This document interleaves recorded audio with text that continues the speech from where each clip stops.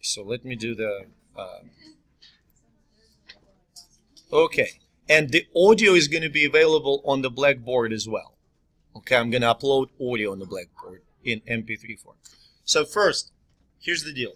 You see a bunch, so a lot, this chapter has a lot of new terms.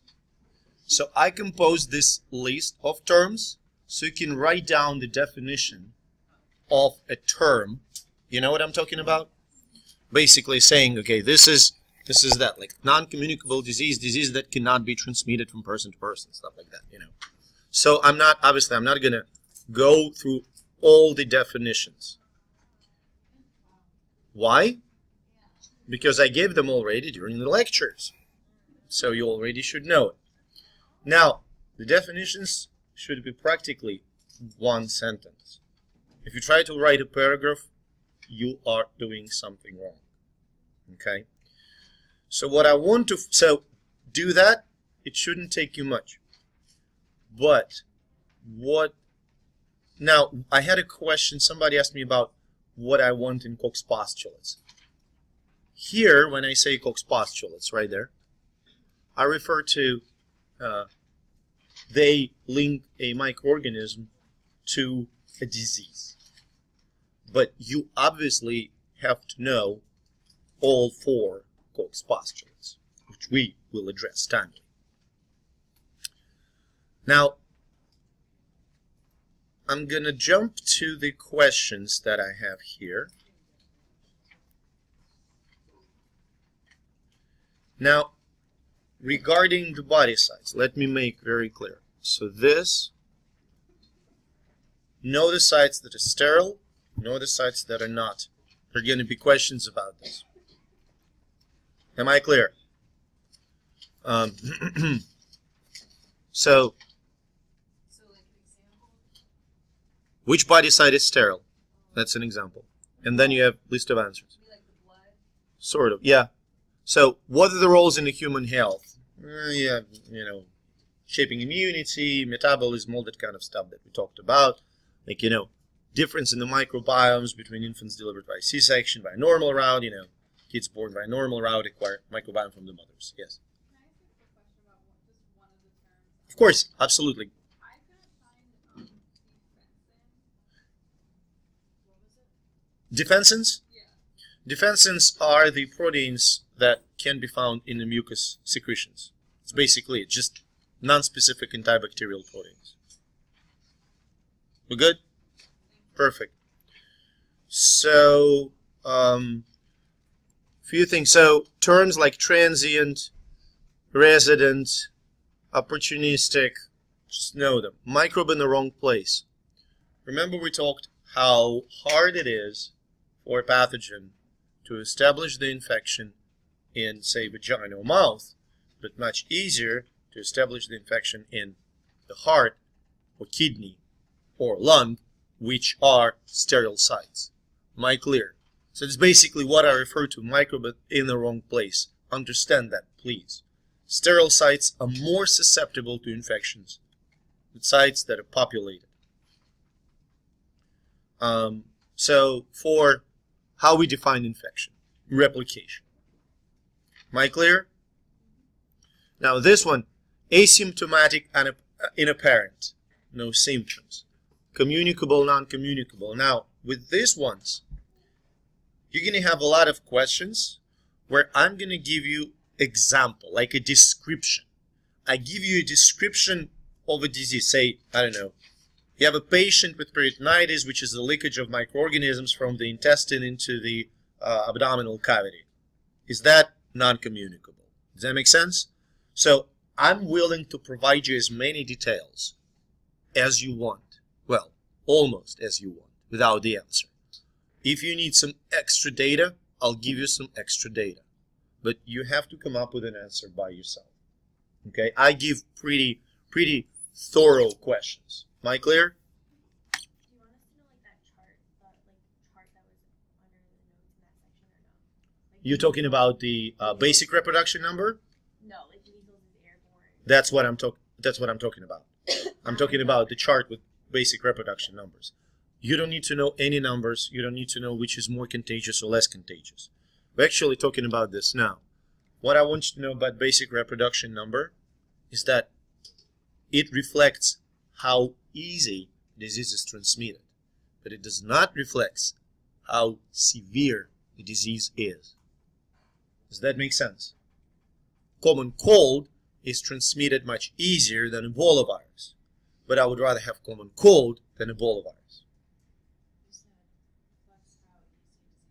Transmitted, but doesn't reflect, but not how severe the disease is.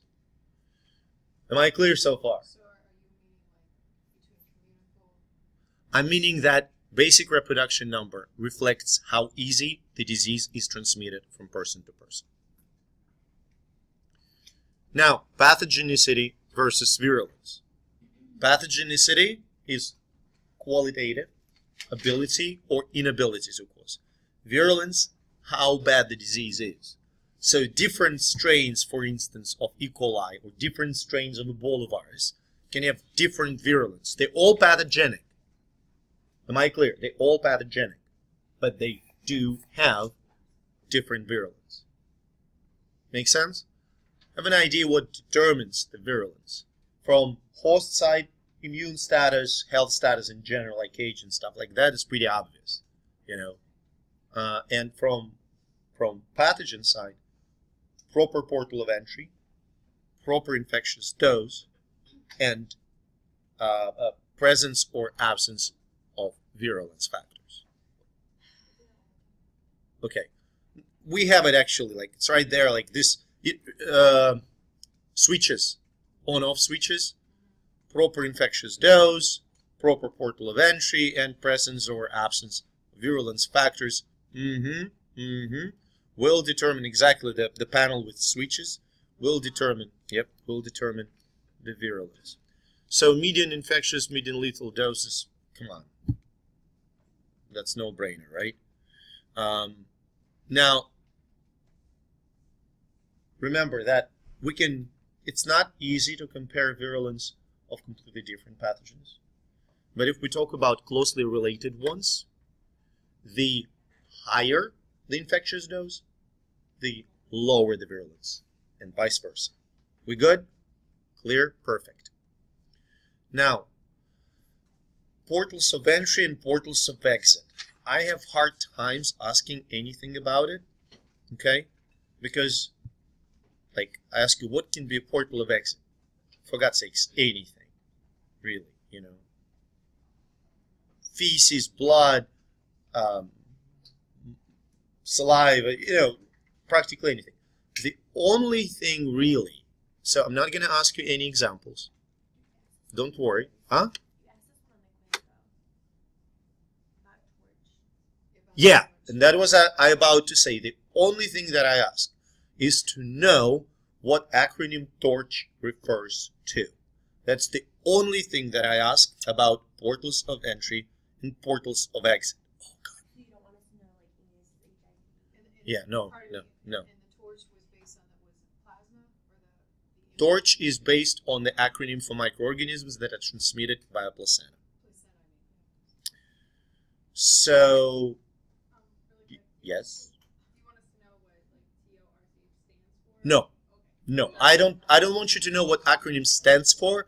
I want you to know that if you see TORCH pathogens, you know that we're talking about transplacental transmission. Because everything else figures out pretty easy. Adhesion and invasion. So 5 mechanisms of bacterial adhesion. Adhesins, fimbriae, pili, capsule, slime layer. They all there. Adhesion for viruses. Know that receptors. You gotta have a receptor. Specific receptor. For adhesion. For bacterial invasion, I'm not asking anything specific really. What I want you to know about invasion, I ask you, like, microorganism gets into the cell. What is it? That's invasion. That's invasion step. That's it. For viruses, though, know that they usually use endocytosis. That's as far as it goes. We good? So far. Avoiding host immunity. We had several concepts there. We talked about capsule. So, again, this is a multiple choice question, right? So you don't need to try and feverishly recall what all those mechanisms are. But if I tell you, what is the possible function of a capsule, and the only answer that matches is immune evasion, so be it. Know that capsule mediates immune evasion. Proteases that break down antibodies, immune evasion. Leukocidins that destroy white blood cells, immune evasion. Replication inside the cell, in the phagosomes, immune evasion. Blockage, it is in the notes, believe me. I know these notes by heart. You open the slide, immune evasion, and that's the least. Basically going through it now. And then there is one more, which is inhibition of innate immune pathways. Okay? So that's, if you can recognize, I tell you, we have a microbe that produces leukocidins. What do leukocidins do? Help to evade white blood cells, help to kill white blood cells. Am I clear?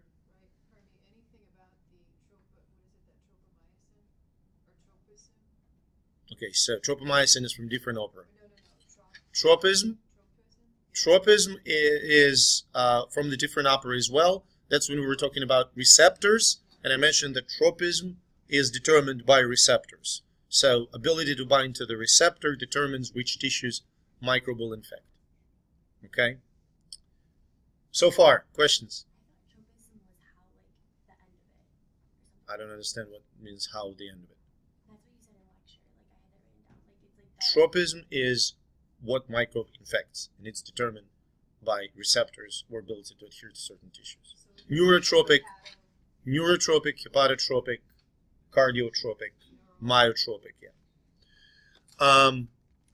For virulence factors, exoenzymes, there are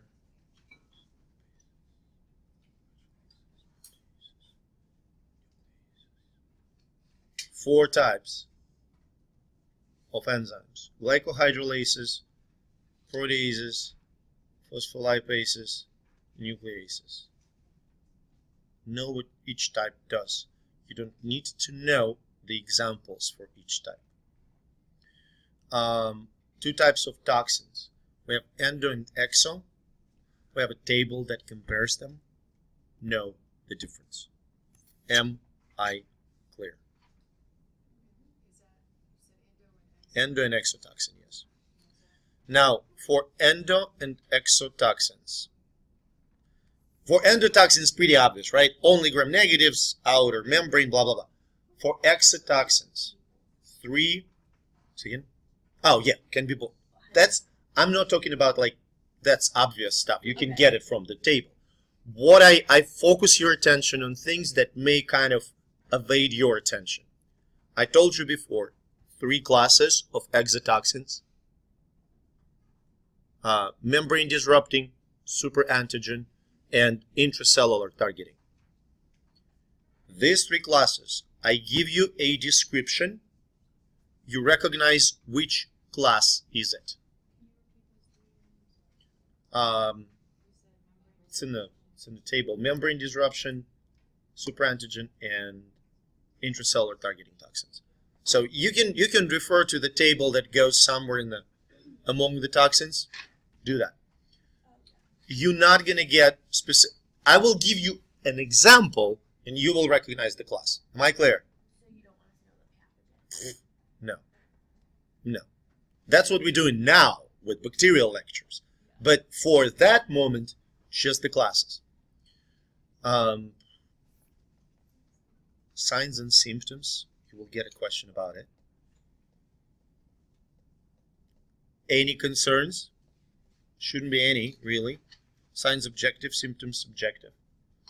5 main stages of the infectious disease: incubation, prodromal, disease stage, decline, convalescent. Makes sense, right? So if I ask you, when does pathogen replicate? You tell me, well, probably can do incubation, prodromal, a disease, but probably doesn't replicate actively during decline or convalescent stage. Am I clear? Again, these questions will be very, very straightforward. Know what happens during these 5 stages. Oh yeah, it's all there. Yeah. So, spatial location. So you have localized, focal, and systemic. 2 things that sometimes you mix up. Difference between localized and focal. Localized, yeah, entered, started the disease. Focal, started the disease, say, strep pyogenes. Strep throat, move to the heart. Infection of the heart is the focal infection. Pneumonia will be localized infection. Portal of entry is the lungs, localized infection. Does that make sense? If it gets straight into the lungs. If it gets to the lungs and then moves to the brain is going to be focal infection. Systemic, obvious. EMEA, come on, people. Primary, secondary infection, same. It's no brainer. Now, be very clear about chronic, latent, persistent, acute. Acute infection, we didn't have it in the slide, but acute, very severe, quick, okay? When you have flu over the weekend, that you got an acute infection. Okay, strep throat and acute infection. Okay, chronic, you have replication of the pathogen and you have disease, signs and symptoms. Am I clear? Persistent, I am right here. So chronic, replication and disease. Persistent, replication but no signs or symptoms. It's kind of weird. Latent, no replication, no signs, no symptoms, pathogen is dormant. It can reactivate, but it does it really infrequently. Okay? Sequelae consequence. Know the difference between the... Now, this is one of my favorite parts. All you need to, so I will give you an example and you will recognize. I'll make very, very clear description. Okay? I know that they're clear. Reservoir versus host. Host is getting sick. Reservoir is necessary for microorganism to cycle. Got it? So for measles, humans are both reservoirs and hosts. For Lyme disease, we are not reservoirs. We are hosts. But deer is reservoir. Rodent is reservoir. We are hosts. Clear? Can they be same? Sure. Yeah, of course. Vector. Know the difference between mechanical and biological. Okay? Biological is inside of the pathogen. Yeah. Inside of the vector. Yes. So, sorry. Yes. Fly, mosquito, if they don't carry the disease on the legs. Does that make sense? Like if they ingest blood, for instance, or ingest, I cannot think of anything actually ingesting, but usually it's blood. Okay, and they carry it in the hindgut or the foregut, something like that. Okay, and then they regurgitate it back in the wound when they take another blood meal in another person. That would be biological vector. Now, mechanical on body parts outside. Now, you will get a question which will synthesize several concepts. It will synthesize the concept of vector-borne or non-vector-borne, directly transmitted or indirectly transmitted, zoonotic or not zoonotic. You know what zoonotic means, right? From animals. So, endemic versus sporadic versus epidemic. You understand what I'm trying to say? So it will be almost like a clinical case or a very thorough description of a microorganism, how it is transmitted, where it can be found, all these details. And then you're going to pick the statement that includes proper descriptive terms. Make sense? Like directly transmitted nosocomial opportunistic pathogen, something like that. You got it? It's pretty sizable description. Or epidemic.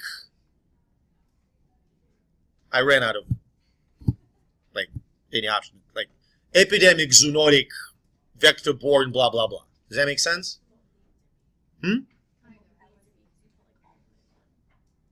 Well, that's the story. I'm going to give you 4 statements. Each statement will include 3-4 terms. And you have to see that each term actually matches the description. So you look, okay, he says zoonotic here. Is it zoonotic? It's not. Okay, cross it out. Does that make sense? Got it? So carrier, we refer to basically a human. Each types of carriers, mostly humans. Those 5 types, no. Incubation stuff. Major routes for direct and indirect transmission. I will ask you about direct and indirect transmission. Okay. What is direct? What is indirect? Knowing about carrier. The difference, did you say? Right? 5 different carriers that are know the routes of transmission, know the fomites, know vehicles. Okay. So vehicle is the material, fomite is an object. Again, this part about transmission will be based mostly on the examples. Am I clear? No. What I'm saying is I'm giving you a disease, how it is transmitted, and you tell me which route. Is that directly transmitted or indirectly? Because like direct is droplet, that's what I was saying. So it's like an example. Yeah. Like I don't know. I give you a transmission. I describe you something and tell you in this example, doorknob is. Oh, that's fomite. Okay. In this example, water is a vehicle. You got it? So know these concepts, please. There will be questions like that will be addressed, like what is fomite? What is biological vector in this example? What is mechanical vector? What kind of vector it is? Is that a vehicle? Is that a fomite? Is that a carrier? Stuff like that. Just know the terms. Am I clear? Koch's postulates? Yeah, know them. Like, have an idea what's going on. Incidence, prevalence, morbidity, mortality. So here's the deal. I'm giving you data. Fake data, of course. I tell you, here's the population. Here's how many infections. Every year, here's how many infections are at the given moment. Okay? Does that make sense? How many people develop disease? How many people die? Give me the answer. What's going to be percentage for prevalence, incidence, morbidity, mortality? If you know what they are, you're going to be fine. It's very simple. Numbers, I promise, are going to be simple. It's not a math class. Sporadic, endemic, epidemic. Same here. If you, this chapter, like transmission and geographical prevalence of the disease, it's all going to be examples. And you are more than welcome to come to me and say, can you explain me more? Can you tell me story in more details about this microorganism so I can figure it out? Does that make sense? And I will be more than willing to tell you the story. Got it? Rocky Mountain spotted fever, if you come to me and ask, where exactly can I find it, how frequently it happens, I can tell. Chemical, mechanical barriers. Come on, you know that. White blood cells, granulocytes, agranulocytes. Okay. Now remember that those granulocytes, agranulocytes stable in the immune system story, innate immunity. Huh? Neutrophils, basophils. Whether they granulocytes or agranulocyte, what is the function? and how they do it. So say, what are two phagocytic cells? And you tell me neutrophils and macrophages. You got it? Okay. So know what they do and how they do it. So back to that question, if you were to ask which one of these are granules? Granulocyte, yes. Granulocyte? Yes. It's like monocyte, or you will have to pick one that fits into the granulocyte. And then if you were to ask like something like which one of these? A granulocyte, you would have to pick a granulocyte, obviously, yes. Now, process, is that clear? Yeah, but I just like, some of these are a little vague, and I just was thinking like. What granulocyte and what agranulocyte? It's right there in the picture. No, well, that, but I'm saying like, there was a question, something about like infection, and you're like, well, this is white blood cells, so like, I don't really understand the specifics of your question. Sorry. Yeah, I don't know. There was something I was listening to, and it said something to like. Okay, let's Like just, mast cells secrete histamine. Like let's, the mechanism is right column in the table, yeah. And the function is, I believe, second. Yeah. So process of inflammation, we have that story about, leukocytes being recruited, attaching to the blood vessel by adhesion molecules, extravasating into the tissue, migrating, following the positive chemotaxis. Know the function of cytokines, chemokines, like they increase vascular permeability, that's the question right here. Vascular permeability, adhesion, guide white blood cells to the site of infection. PAMPs are on the pathogens.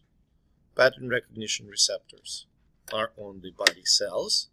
So I would focus for kind of to save your time, I would focus on where they are. And the only other thing that I ask, know that toll-like receptors are essentially pattern recognition receptors. Am I clear? Toll-like receptors are pattern recognition receptors. Okay. Now, process of phagocytosis. Come on. It's like step by step on the slide. Let me not recite the slide again. Know the process. Macrophages tell pathogens from non-pathogens. They recognize pathogen-associated molecular patterns. Any pathogens that can survive phagocytosis? Yeah, I'm not going to ask you about examples, but yes, there are some. And they're normally those receptors are located on the outer. Pattern recognition receptors are on the body cells. On the body cells. Now, complement pathways. Remember what I told you. You need to know 3 pathways, how they initiated. Okay? Classic, alternative, lectin. You need to know that they converge on the C3 convertase. All converge on the same. And then outcomes, increased inflammation, synthesization of a pathogen, and formation of membrane attack complex. Am I clear? You're good? So that's number 26 here. Interferons, that's what I'm asking, what we talked about today, produced by infected cells, can warn other cells of the body that infection is near. They don't kill anything, they just warn. Okay? Be able to compare adaptive and innate immunity. Like adaptive immunity is slower, innate is faster. Adaptive immunity is specific, innate is non-specific. Adaptive immunity is systemic, innate is local, and so on and so forth. Okay? So, general overview about B and T cells. Know where they start, know where they mature, know where they end. Any questions on this? Anything unclear? It's like various, it's in the table, it's all. Right, so can you go through the sequence briefly there? They originate in originate bone marrow, B cells mature in bone marrow, T cells mature in thymus, they end up in the lymphatic tissue. Final. Yeah. And then after they're exposed to the pathogen, they move to the circulation. So that's here, T and B cell maturation. Characteristics of the antigen, large complex molecule. You saw the question today. Did you? Something in that way. So it has to be large and complex. If it's small or simple, or small and simple, it's not an antigen. Am I clear?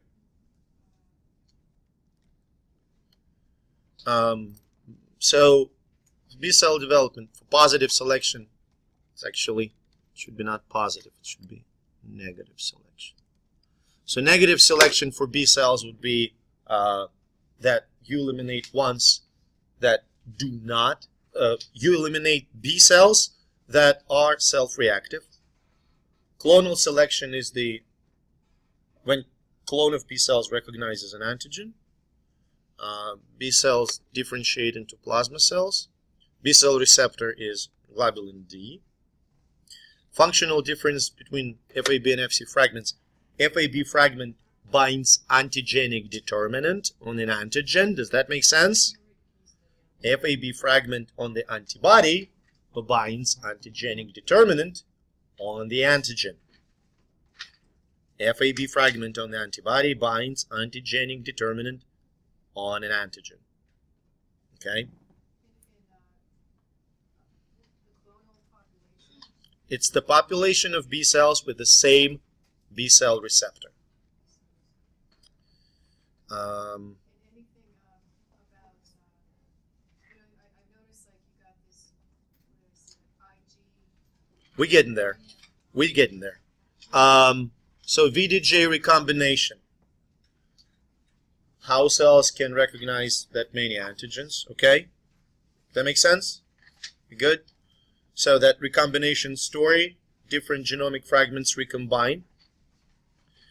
For antibodies, 5 types. I told you the functions. Know these functions. I ask you which one is secretory, you tell me it's IgA. Which one is for allergy? Tell me that's IgE. Deal? Primary, secondary, B cell responses. Just know what immunological memory is. Second response is faster and more robust. Okay?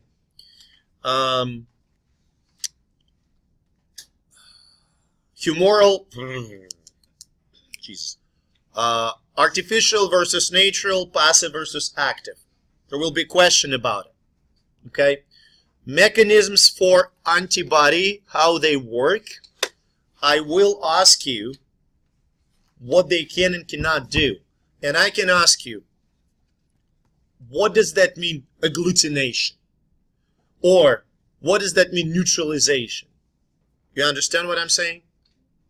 Like, in neutralization, antibodies don't let virus to bind to the receptor. In agglutination, they bind cells and clamp them together. Stuff like that. We clear about it? Good. MHC, so, I want to be very clear. MHC1 on all nucleated, MHC2 on antigen presenting. MHC1 is recognized by CD8, MHC2 recognized by CD4. Good? MHC1 is on nucleated cells, all of them. MHC2 on antigen presenting cells, which are dendritic cells, macrophages, B cells. So there. MHC1 recognized by CD8, MHC2 recognized by CD4. Now, CD8 will become cytotoxic lymphocyte and will kill cells. How does cytotoxic lymphocyte kill cells? Perforin granzyme mechanism or via receptor, fast ligand, fast receptor interaction. So this one is, it induces apoptosis, no phagocytosis ever. Make sense, right? That one, give me a second. CD4 become helpers. So helpers can do what? Helpers can help B cells to mature. They can activate macrophage.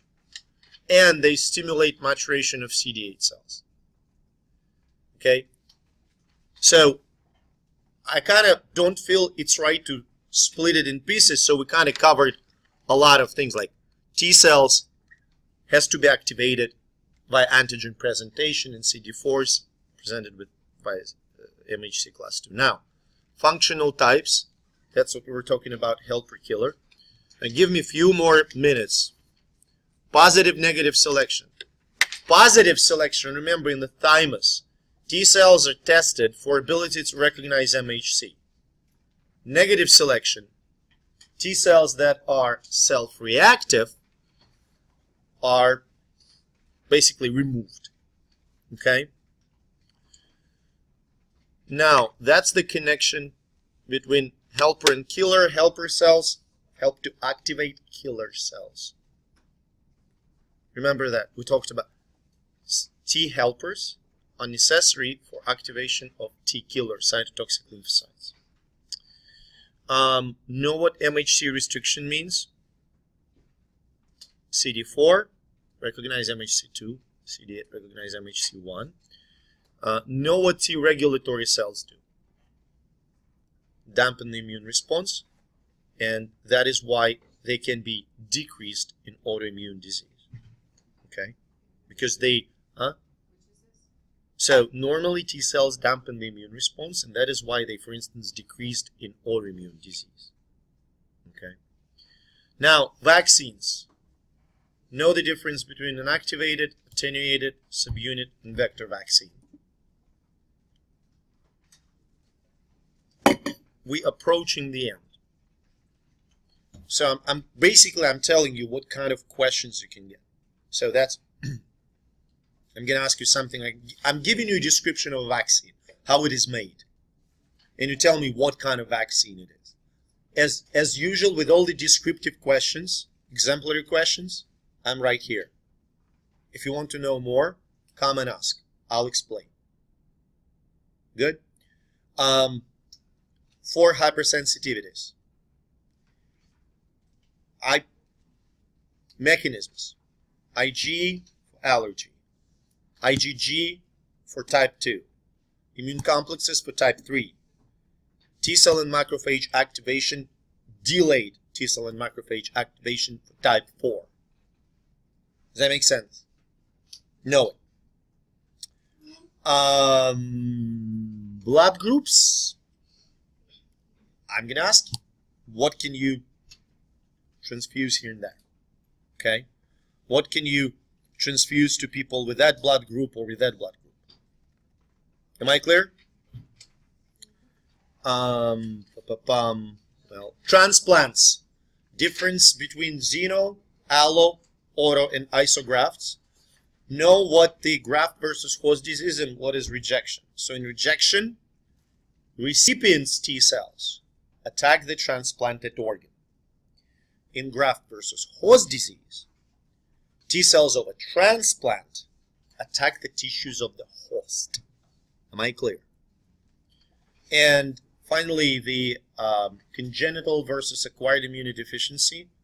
I give you a description, you tell me what it is. Or I give you different descriptions of immunodeficiencies and you tell me this is congenital or this is acquired. Any questions? This thing will be up there.